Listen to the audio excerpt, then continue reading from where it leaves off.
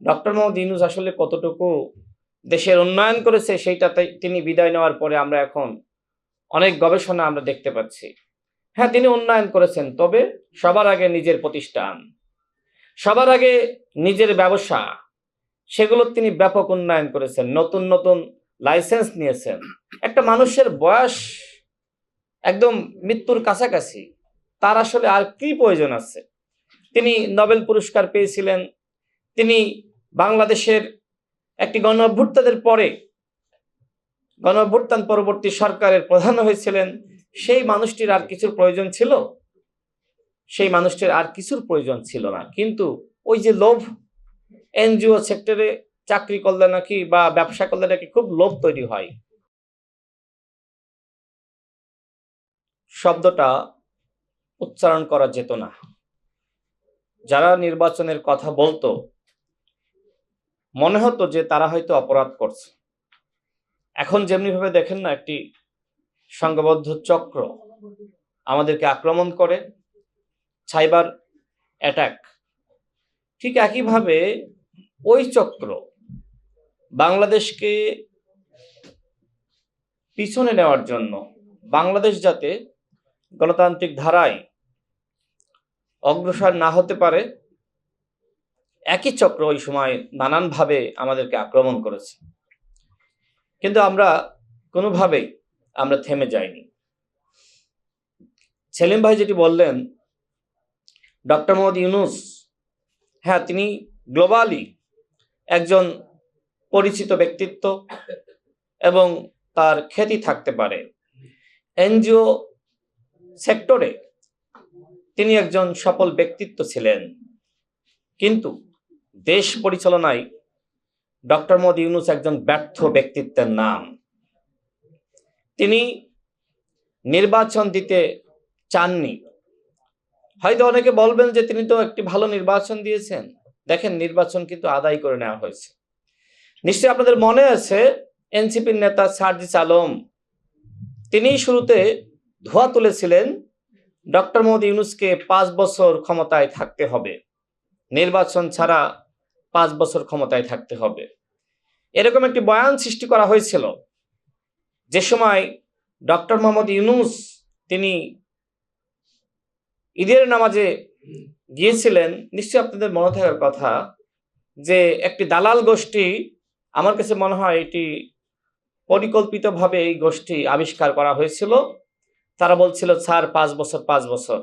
এমনকি ওয়াজ মাহফিল করে বলা হচ্ছিল, হে আল্লাহ, তুমি ডক্টর মোহাম্মদ ইউনূসকে তুমি 5 বছর বা সে যতদিন বেঁচে আছে ততদিন তাকে ক্ষমতায় রাখো। ডক্টর মোহাম্মদ ইউনূস আসলে কতটুকু দেশের উন্নয়ন করেছে সেইটাতে তিনি বিদায় নেওয়ার পরে আমরা এখন অনেক গবেষণা আমরা দেখতে পাচ্ছি। হ্যাঁ, তিনি উন্নয়ন করেছেন, তবে সবার আগে নিজের প্রতিষ্ঠান, সবার আগে নিজের ব্যবসা, সেগুলোর তিনি ব্যাপক উন্নয়ন করেছেন। নতুন নতুন লাইসেন্স নিয়েছেন। একটা মানুষের বয়স একদম মৃত্যুর কাছাকাছি, তার আসলে আর কি প্রয়োজন আছে? তিনি নোবেল পুরস্কার পেয়েছিলেন। তিনি বাংলাদেশের একটি গণ অভ্যুত্থান পরবর্তী সরকারের প্রধান হয়েছিলেন। সেই মানুষটির আর কিছুর প্রয়োজন ছিল? সেই মানুষটির আর কিছুর প্রয়োজন ছিল না। কিন্তু ওই যে লোভ, এনজিও সেক্টরে চাকরি করলে নাকি বা ব্যবসা করলে নাকি খুব লোভ তৈরি হয়। তো তারও এক ধরনের লোভ তৈরি হয়েছিল নির্বাচন ছাড়া ক্ষমতায় থাকা। কিন্তু এদেশের যারা সচেতন জনগোষ্ঠী, যারা দেশকে ভালোবাসে, যারা জাতীয়তাবাদী চেতনায় বিশ্বাস করে, তারা নির্বাচন নিয়ে সবসময় সোচ্চার ছিল। আমরা মনে করি নির্বাচনের থেকে বড় সংস্কার আর কিছু হতে পারে না।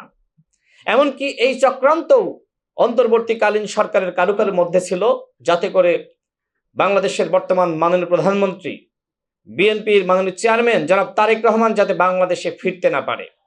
একজন উপদেষ্টা আমার সাথে আলাপচারিতায় আমাকে জিজ্ঞেস করেছিলেন যে, তারেক রহমান দেশে আসলে আপনাদের কি লাভ?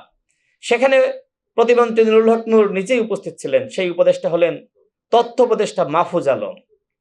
অর্থাৎ জনাব তারেক রহমান যাতে বাংলাদেশে ফিরতে না পারে, এজন্য অন্তর্বর্তীকালীন সরকারের এক ধরনের চক্রান্ত ছিল। কিন্তু সকল চক্রান্তকে মোকাবেলা করে তিনি বাংলাদেশের মাটিতে ফিরে এসেছেন এবং এদেশের জনগণ তাকে ভোট দিয়ে প্রধানমন্ত্রী নির্বাচিত করেছেন। আজকে যে বিষয়ের উপরে আমরা আলোচনা করছি, দেশ বাঁচাও বন্দর বাঁচাও, একটি রুটিন সরকারের কি এমন প্রয়োজন ছিল যে বিদেশিদের সাথে বিভিন্ন চুক্তি করতে হবে? আমার পাশে প্রিন্স ভাই আছে, তার বক্তব্য আপনারা শুনেছেন, আমাদের বক্তব্য শুনেছেন। আমরা সবসময় বলেছি এইভাবে একটি সরকার, যে সরকার জনগণের ভোটে ক্ষমতায় আসে নাই, অভ্যুত্থান পরবর্তী সময়ে গণ অভ্যুত্থানের মধ্য দিয়ে যে সরকার দায়িত্ব গ্রহণ করেছে, সেই সরকারের দায়িত্ব তিনটা: বিচার, সংস্কার, নির্বাচন। এর বাইরে কোনো চুক্তি, কোনো আলোচনা তারা করতে পারে না। এমনকি নিশ্চয়ই আপনাদের মনে থাকবে, বাংলাদেশের মাননীয় প্রধানমন্ত্রী জনাব তারেক রহমান তিনি লন্ডনে নির্বাসিত থাকা অবস্থায় একাধিকবার তিনি বলেছেন, কোনোভাবেই একটি অনির্বাচিত সরকার এইভাবে চুক্তি করতে পারে না। কি এই কথাগুলো বলে নাই? আপনারা শোনেন নাই? তিনি বলেছেন। অর্থাৎ আজকে যে চুক্তি নিয়ে নানান ধরনের কথাবার্তা বলা হচ্ছে, এই চুক্তির দায় বিএনপির না। যে মার্কিন চুক্তি নিয়ে আপনাদের অনেকের প্রশ্ন আছে, আমি আপনাদেরকে স্পষ্ট করি, এই মার্কিন চুক্তি এনসিপি করিয়েছে। এই চুক্তির সাথে বিএনপির ন্যূনতম সম্পর্ক আছে বলে আমরা মনে করি না। এখন যেহেতু একটি সরকার চুক্তি করে গেছে, একটি নির্বাচিত সরকার, এই সরকারের বয়স তো খুব বেশি দিন হয়নি, সুতরাং এই সরকার চাইলেও এখনই এই চুক্তি নিয়ে একটি সমাধানে পৌঁছাতে পারছে না। তবে ইতিমধ্যে সরকারের পক্ষ থেকে বলা হয়েছে, আমরা এই চুক্তির পর্যালোচনা করছি, যেখানে সমস্যা আছে আমরা আশা করি আমাদের বিএনপি সরকার সেটি ইনশাল্লাহ সমাধান করবে। আমি খুব বেশি কথা বাড়াবো না, সর্বশেষ বলবো যে এখন যেহেতু নির্বাচিত সরকার এসেছে, এই সরকারের প্রতি আমাদের সেলিম ভাই, মাননীয় এমপি মহোদয়, তিনি দাবি জানিয়েছেন যে চট্টগ্রাম বন্দর নিয়ে যে চক্রান্ত ছিল, নতুনভাবে আর কেউ যাতে চক্রান্ত না করতে পারে, এই লক্ষ্যে এটি নিয়ে নতুনভাবে আলোচনা করা। আমরা আশা ব্যক্ত করছি আমাদের দেশের সম্পদ, বাংলাদেশের যারা ব্যবসায়ী রয়েছে, যারা সংশ্লিষ্ট কোম্পানি রয়েছে, তাদের হাতেই থাকবে ইনশাআল্লাহ। আমরা সেই সময় বলেছিলাম, যদি মনে হয় যে আমাদের দক্ষ জনবলের ঘাটতি রয়েছে, তো সেক্ষেত্রে আমরা দেশের বাইরে থেকে সংশ্লিষ্ট বিষয়ে অভিজ্ঞ ব্যক্তিকে আমরা হায়ার করতে পারি, কিন্তু ম্যানেজমেন্টটা আমাদের হাতে থাকতে হবে। অন্যথায় দেশের স্বাধীনতা, সার্বভৌমত্ব বিকিয়ে যেতে পারে। তারা সেখানে যদি নিজেদের মতন করে নিয়ন্ত্রণ করে, সেখানে যে ভিন্ন কোনো পরিকল্পনা গ্রহণ করবে না তার নিশ্চয়তা কি? সুতরাং দেশের বিরুদ্ধে ষড়যন্ত্র হতে পারে এরকম কোনো পদক্ষেপ আমরা মানতে পারি না। আমরা সবসময় অন্যায়ের বিরুদ্ধে সোচ্চার ছিলাম, এখনো সোচ্চার রয়েছি।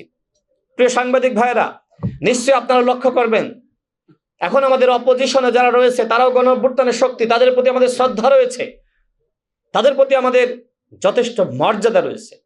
কিন্তু আজকের বাংলাদেশকে পিছনের দিকে, সেই ৭১-এর দিকে নিয়ে যাওয়ার জন্য অনেকে চক্রান্ত করছে। আমার খুব আক্ষেপ লাগে, দুঃখ লাগে যে ছাত্ররা সামনে থেকে গণ অভ্যুত্থানের নেতৃত্ব দিল, সেই ছাত্ররা গণ অভ্যুত্থান পরবর্তী সময়ে বলেছিল যাদের ৭১-এর দায় আছে আমরা তাদের সাথে নির্বাচনী জোট করব না। এমনকি জামাত ইসলাম সম্পর্কে তারা বলেছিল জামাত ইসলাম বাংলাদেশের স্বাধীনতা, সার্বভৌমত্ব এবং মানচিত্রের জন্য হুমকি। তাহলে এনসিপি যে এখন বর্তমানে জামাত ইসলামের সাথে নির্বাচনী জোট করেছে, একসাথে তারা বিরোধী দল হয়েছে, এখন কি তাহলে এনসিপি দেশের স্বাধীনতা, সার্বভৌমত্ব, মানচিত্রের জন্য হুমকি হয়নি? বন্ধুগণ, জামাত ইসলামকে তারা বলেছিল জামাত ইসলাম একটি ভারতের দল, তাহলে এনসিপি কি এখন একটি ভারতের দল না? এই প্রশ্নগুলোর উত্তর দরকার।